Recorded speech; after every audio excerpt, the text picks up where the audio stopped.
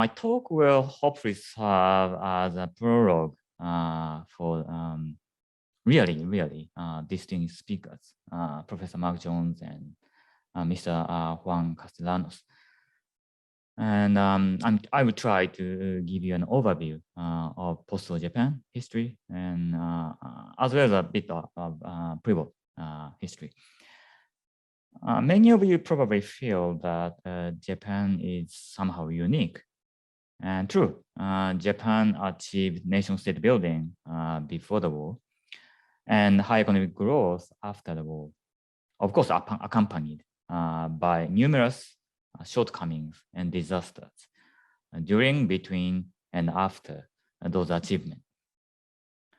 And so in this opportunity, I would like to present a hypothesis to explain those achievements as well as the failures based on its geographical position. Because I understand, if I understand correctly, even if you teach, you are not teaching only Japanese history. You have to teach the world history or sometimes American history. So I'd like to help you locate Japan in the map of the world or in the context of the world history. So my specialty is Japan, but I try to locate it in the world history.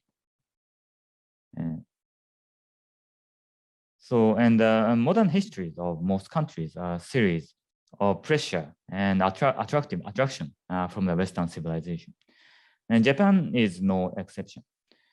But if you see the map of the world, Japan is an archipelago in the Far East.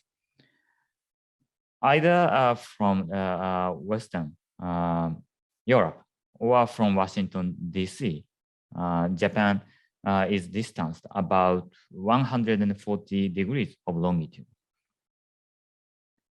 So Japan is farthest from both the United States and Western Europe.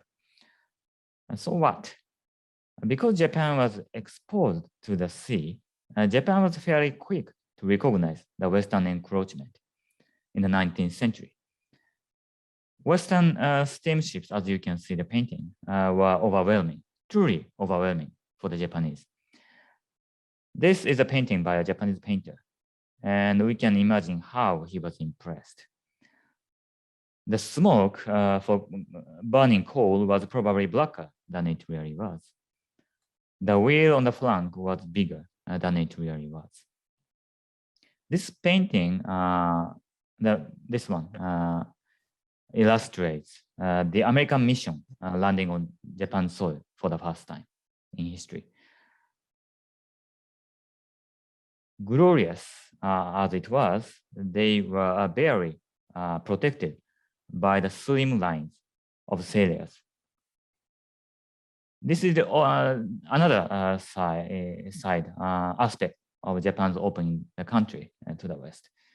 Being far away from the West, Japan has smaller risk of the landing of massive army. There's a slim line of sailors, but in case Japanese samurai got really enraged, or the Japanese population got really frustrated, they had no way to protect themselves. Their mother country was far away, 140 degrees of longitude from Japan. So early recognition of the risk to the expected realization of the risk. You get quite a long time to equip your weapon, quite a long time to prepare for the realization of the threat for Japan. Of course, it is not a piece of cake to prepare and civilize itself in a Western manner, but you have plenty of time for Japan. It is like a homework due to submit after the long vacation. And let us remember how we did our homework during the long vacation in our childhood. And unlike me, I'm sure you are all bright students. So probably you started the homework from the beginning of the vacation. But then try to remember how you started it. Did you get straight to the homework? Maybe some of you were diligent enough to do that, but I imagine quite a few of you started from something else. Maybe you cleaned up your desk or room, even if it was not necessary to start your homework. Or you went out for jogging to refresh, or buying notebooks or pencils, even though you already had enough. Was it an escape from the mission of homework? Yes, probably. But as you had enough time, you could do that. And by doing that, you may have lined up the conditions for you are really concentrating on the homework.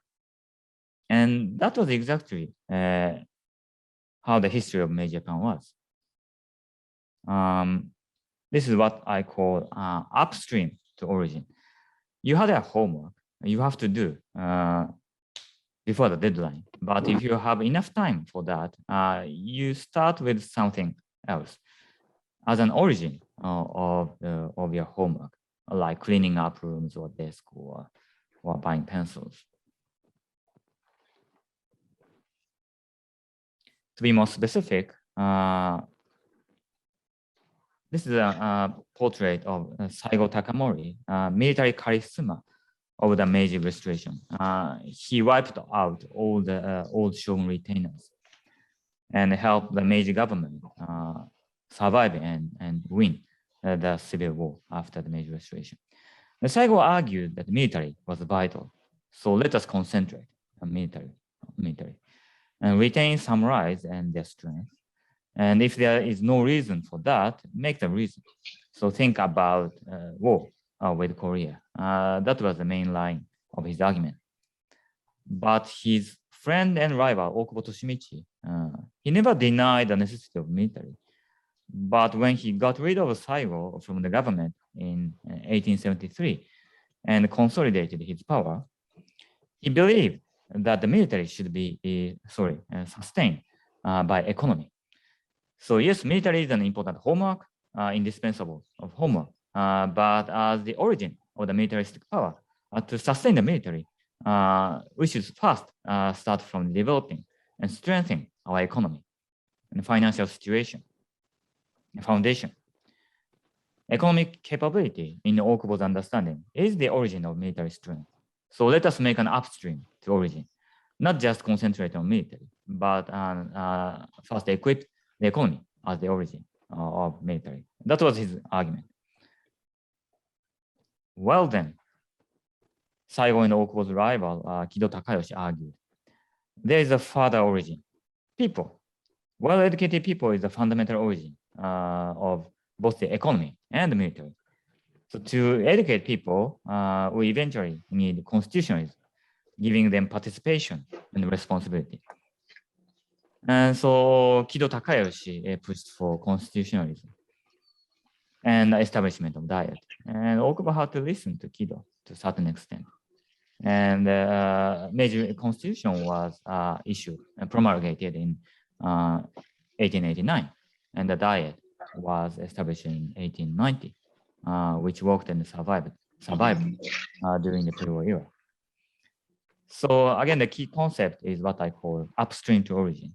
This is a basic pattern of modern history of Japan, as I understand, and also post-war history of Japan until quite recently.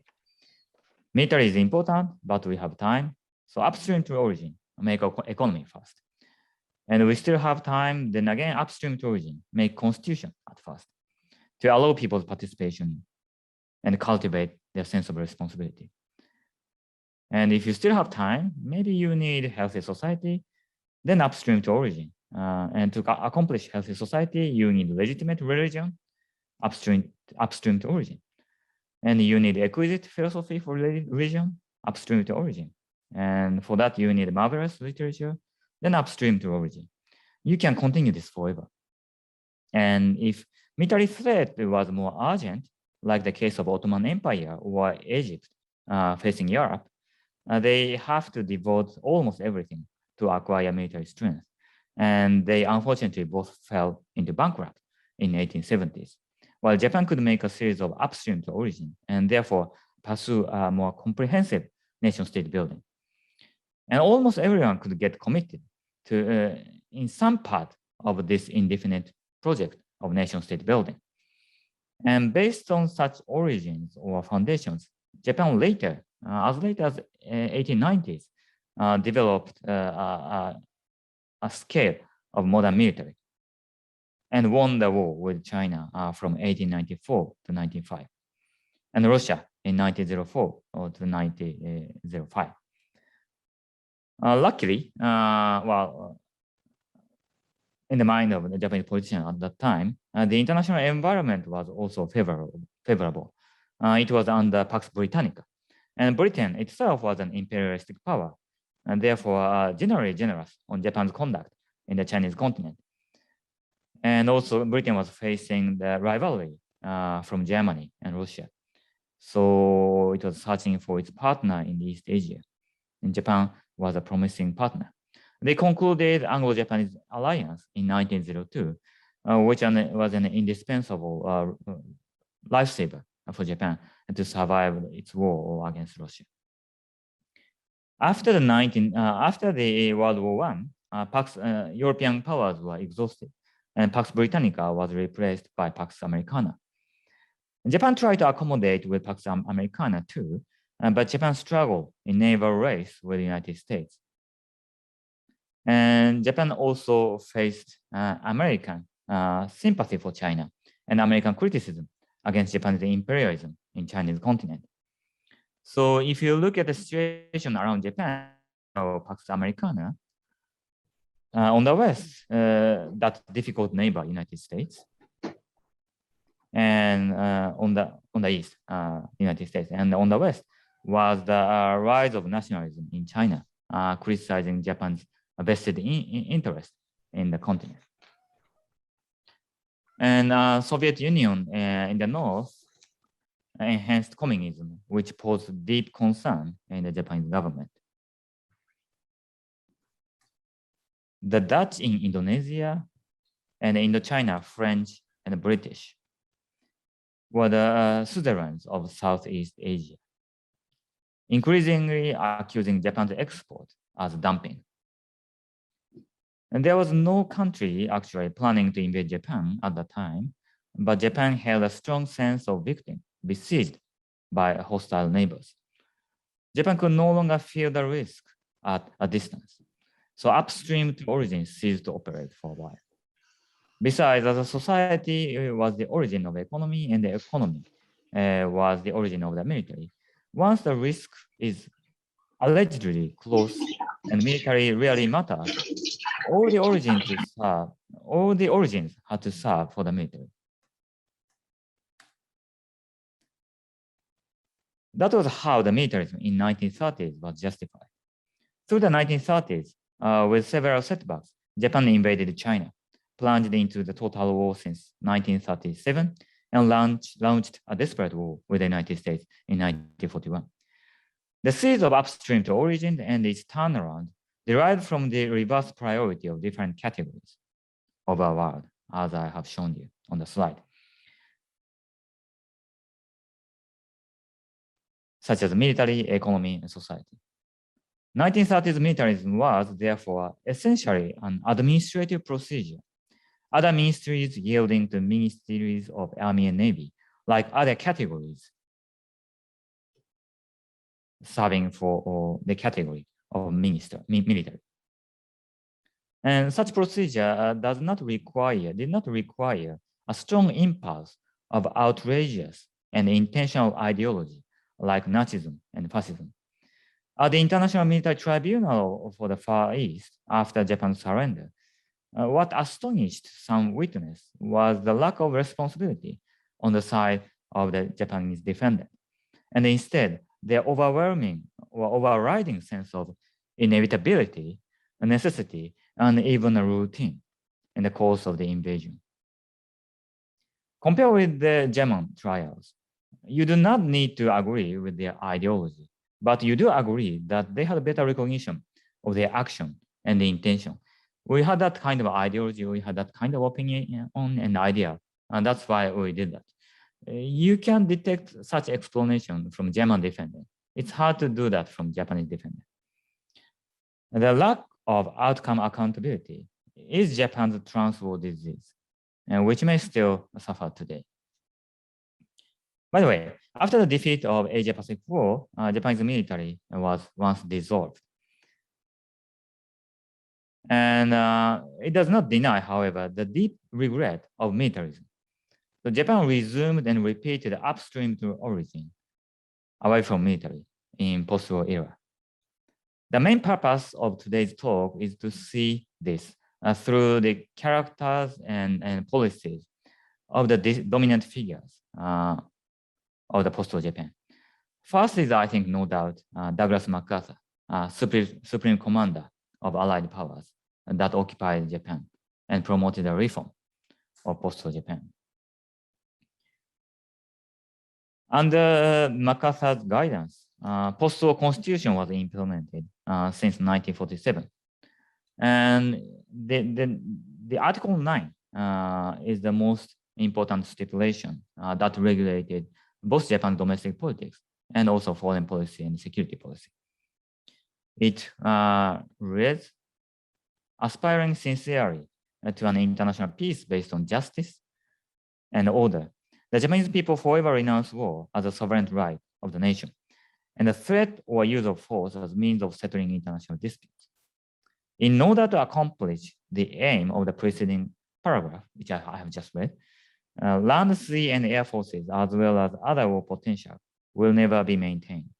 The right of belligerency of the state will not be recognized. Oh, I'm reading a long document, and also I have to mention to some Japanese names from now on. So you can share, Sayumi-san or people can share my handout through chat. Would you like to do that? Or shall I do that myself? We can send as a follow-up. Okay. If the participant don't mind. All right. Let us do so. So sorry, my Japanese names are sometimes hard to remember, hard to grasp. So yes, please send this later. And then you get the names of the Japanese dominant leaders and also read those documents I'm reading.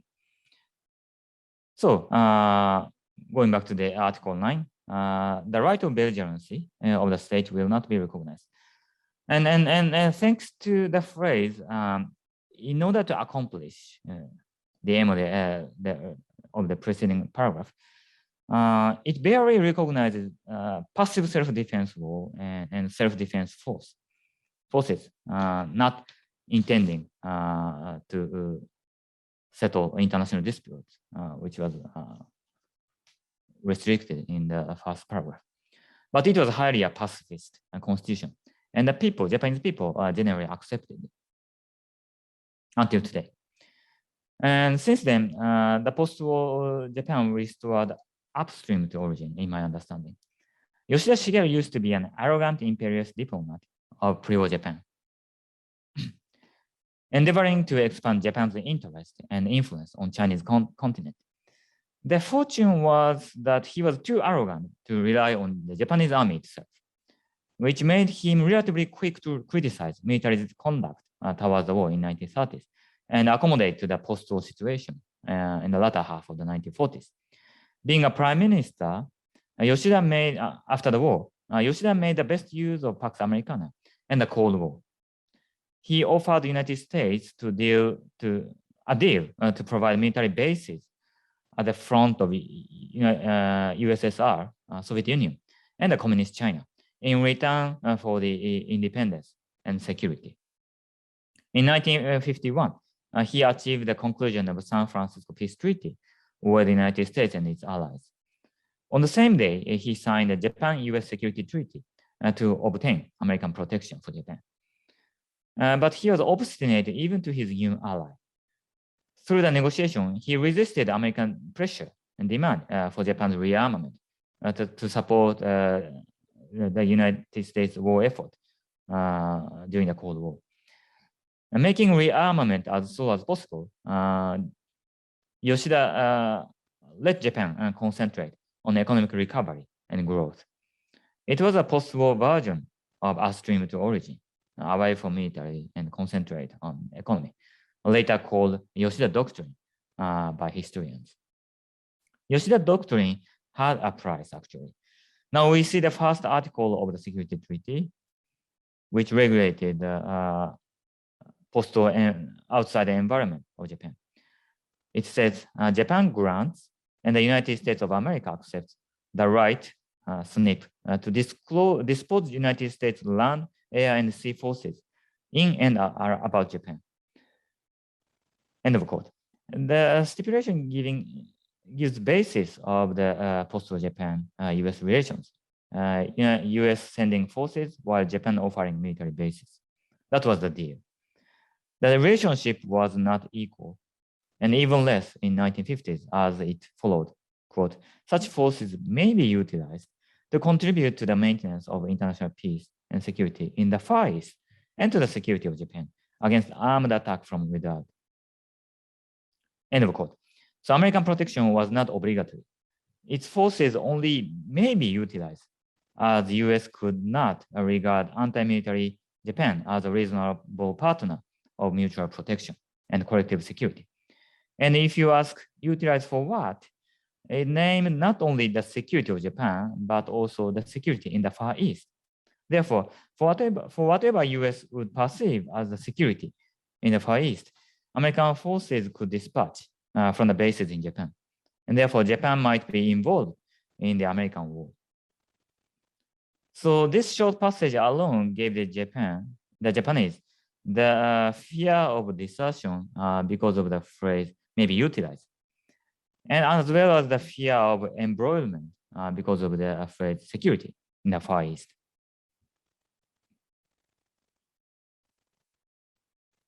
Maybe we can skip the last part and move forward. So the security treaty with the United States was, I think, a rational choice for Japan after gaining independence and after the dissolution of its pre-war military power. But still, the treaty was unpopular among not only the new trend of pacifism in the Japanese people, and also it was unpopular among the remnants of conservative pre-war leaders. Many of them had been purged during American occupation, but as Yoshida realized peace treaty and later independence, thanks to the peace treaty of San Francisco, he had to allow them to return to public spheres, gain influence, and challenge Yoshida's policy line and leadership. Kishi Nobusuke was at the top of the conservative leaders of pre-war generation. He used to serve as the minister of war cabinet with Prime Minister Tojo Hideki at the top. This is Kishi Nobusuke, and this is Tojo Hideki, who was the prime minister when Japan declared the war against the United States and launched an attack on Pearl Harbor. And because of his career, Kishi was detained in Sugamo prison after the surrender of Japan. And even after he was released and received his first cigarette in a while from his brother sitting on the right, he was kept purged from the public sphere positions for a few years. And after finally coming back to public sphere, he raised up the Second Conservative Party and drove Yoshida's First Conservative Party out of the power. Yoshida was forced to retire from the politics. Kishi then performed a magical maneuver to combine the two conservative parties together and established in 1955 the Liberal Democratic Party, LDP, the dominant conservative party until today. It was a sufficient proof for the United States that Kishi was the capable and reliable leader to consolidate the Japan-US cooperation. When Kishi asked to revise, therefore, the security treaty, the United States cooperated. Kishi's goal was to give Japan a self-made constitution and rearmament under the new constitution. And for that purpose, Kishi pursued a revision of the security treaty so that Japan will gain a more equal position. And people will better accept the collective security with the United States, and therefore better prepare for the alliance and rearmament. The new treaty was signed in 1960. Again, extremely important treaty regime until today for Japan. Article 5 reads, each party recognizes that an armed attack against either party in the territories under the administration of Japan would be dangerous to its own peace and safety, and declares that it would act to meet the common danger in accordance with its constitutional provision and processes. End of quote. I skipped the following part of this article. And the Japanese Ministry of Foreign Affairs was extremely proud of that invention of wording. Territories under the administration of Japan. It only takes place in Japan. US and Japan military cooperation only takes place in Japan. And also it says in accordance with its constitution, constitutional provision and processes. Therefore, Japan does not need to violate the 9th article of the Constitution. And also Japan does not need to send self-defense forces to abroad. So it only takes within Japan to protect Japan. But still, it somehow takes the shape of collective security or mutual protection.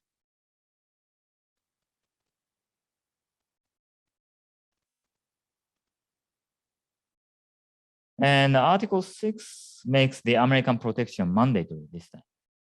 It reads, for the purpose of contributing to the security of Japan and the maintenance of international peace and security in the Far East, the United States of America is granted the use by its land, air, and naval forces of facilities and areas in Japan. It is stronger than the old treaty's phrase may be utilized. It says for the purpose. On the other hand, international peace and security in the Far East was still included in the purpose. And to reduce the fear of embroilment, Kishi introduced a pre-consultation system for the operation of the United States forces in Japan, or from Japan. And there are some issues, however, US could not consult, like instant dispatch to Korea at the recurrence of Korean War, or disposition of nuclear weapons. US wanted to keep it secret. For those issues, Kishi and his American counterparts made secret promises to bypass the prior consultation. So his achievement was therefore an apparent increase of inequality with a few secret arrangements.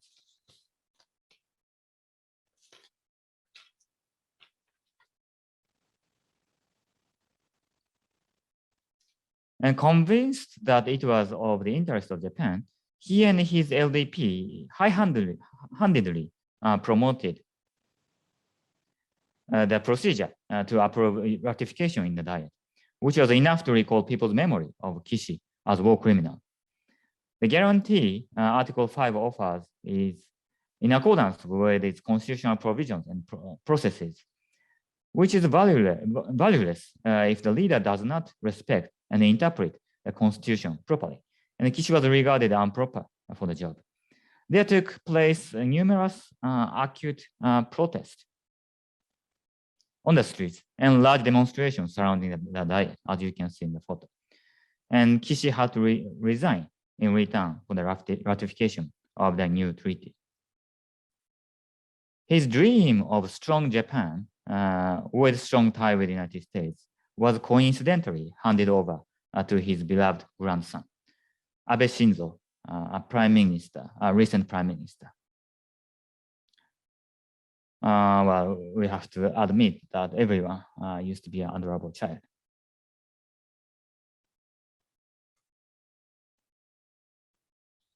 So Kishi's attempt for the drastic rearmament of Japan failed. And there followed a resurgence of his old rival, Yoshida's followers. While in power, Yoshida induced some high bureaucrats to stand for election and became a politician to strengthen his position in the party and the post-war regime he created. The group was later called Yoshida School, Yoshida Gakko. The ceremonial photo of his fourth cabinet, you can see there, caught two prominent figures of Yoshida School. Ikeda Hayato here, and Sato Uesaku here, who one after the other served as prime minister after Kishi and dominated the political scene in 1960s. Ikeda succeeded Kishi as prime minister. And unlike Kishi, he formally declared to put aside the idea of revising the constitution. And instead, he launched his well-known income doubling plan to double people's income in 10 years. The plan did not necessarily deploy concrete measures to stimulate the economic growth. And actually, high economic growth had already started during Kishi administration. But as Ikeda advocated a growth rate higher than reasonably expected, and in some parts thanks to his frank and friendly nature, he successfully changed the social atmosphere and stimulated the mind of entrepreneurship and investment to make the high economic growth, super high economic growth. Ikeda himself had a hawkish spirit, once tweeting Japan should be nuclear armed. He was strictly expostulated by his advisors and devoted his time to economy. His last days in office was the 1964 Tokyo Olympic Games and Paralympic Games, first held in the same city as Olympic in the history. Everybody remembers the blue sky during the games, as you can see here. And everybody remembers that blue sky as a symbol of Japan's recovery and bright future. Following the course of Okubo Toshimichi in Meiji and his mentor Yoshida, Ikeda consolidated the economic-oriented policy line of modern Japan and post-war Japan. He and his followers were called, therefore, a mainstream conservative or liberal conservative. Kishida Fumio, who became the prime minister recently on October 4th, 2021, is a thoroughbred of Ikeda's faction. And Ikeda and Kishida somehow resemble in a certain countenance, easy touch or carelessness. We will see in the future. Now, Sato Eisaku was steadier and more stringent than Ikeda Hayato. He understood that the origin of continuous economic growth should be healthy society, or healthy-minded society, as he understood. He endeavored to provide people with public housing to make their livelihood more stable. And he tackled with pollution caused by economic growth and established the Environment Agency in 1971. He was also concerned with the social atmosphere to support the Japan-US alliance. There was still much discontent to the Japan-US alliance and Japan-US security treaty, although it was revised to be more equal by Kishi administration. Because Okinawa was still under American administration. So Okinawa for him was a nettle disrupting national integrity and Japan-US relations. He vigorously negotiated and realized the return of Okinawa to Japan in 1972. And actually, he was a younger brother of Kishi, as well as a diligent student of Yoshida. So he was a chimera of two conflicting trends within LDP, economic-oriented Yoshida and conservative Kishi. His aide expressed the balance, left hook, right punch. So yes, basically he is in the right, he is conservative, but also he spread the wing to the social program, to the left, and to the more liberal conservative. Therefore, he entertained more than 7 years of office, the longest until Abe Shinzo recently broke his record. In that way, post-war Japan executed upstream to origin, or gone away to origin, putting aside military, concentrating on economy, and addressing to society, never telling when to return to military. The diversity of the government party, LDP, enabled enable it to float from one category to another by itself, giving it flexibility and offering opposition parties less chance to power. Sato's dominance was overturned not by other rival factions, but from inside of his own faction. His used to be follower, Tanaka Kakue, defeated the candidate Sato nominated in the presidential election of LDP and became the prime minister. His victory caused a boom among the Japanese population,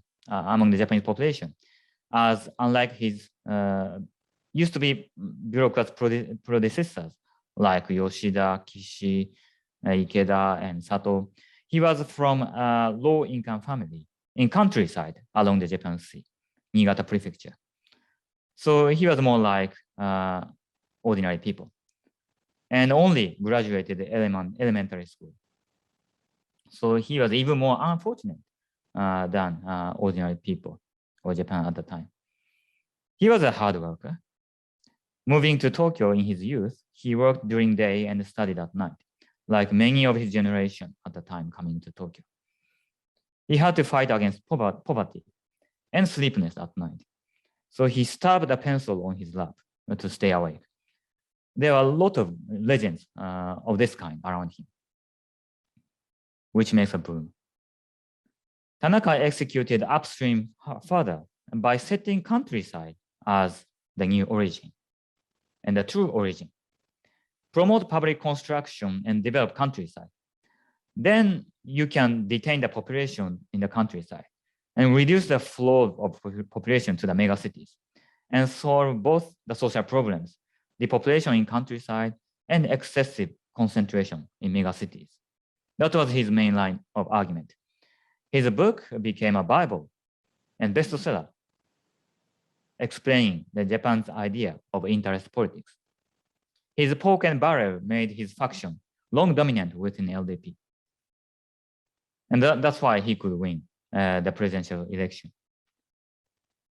However, his aggressive spending policy, unfortunately coupled with oil shock at the beginning of the 1970s, which marked the end of the high economic growth, caused rapid inflation and rapid discontent and dissatisfaction of the Japanese people, Japanese voters. And also there's a suspect of corruption and bribery inevitable in accordance with his style of interest politics, which forced him to resign as a prime minister. Therefore, having an invincible power base, he could never become prime minister again because of the tenacious suspect of scandals. Then he played a kingmaker called Yami Shogun, meaning shogun in the dark. And the successor of his faction later followed the same course. Takeshita Noboru once became a prime minister, had to resign because of scandal of corruption and played a kingmaker in 1990s. Then his successor, Ozawa Ichiro, played a kingmaker without even being a prime minister at all. And now he's out of LDP and playing a role as a broker to sum up scattered, fluctuated opposition parties against LDP. And he has a slim chance to succeed. And such a series of kingmakers have not been helpful to enhance a sense of outcome accountability.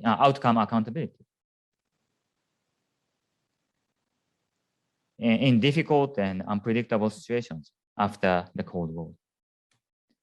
After the end of the Cold War, and this is my last slide, long series of upstream to origin finally ended, as I understand.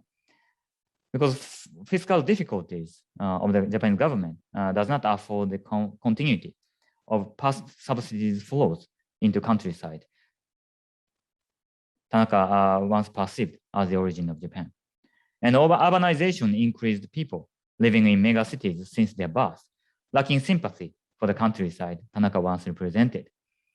More than else, the main source of threat is now China, as well as North Korea. So today, Japan needs quick response.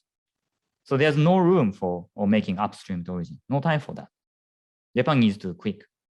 However, in face of the globalization and domestic issues like depopulation, economy is still the most important issue Japan had to tackle. So military is only a part of the solution. Japanese policy needs to stay military defensive and economic oriented country. And so Japan needs to stay comprehensive without this time a gift of upstream to origin. And let us see how it works. This is my really quick overview of post-war Japan, and I hope you enjoy this. Thank you very much.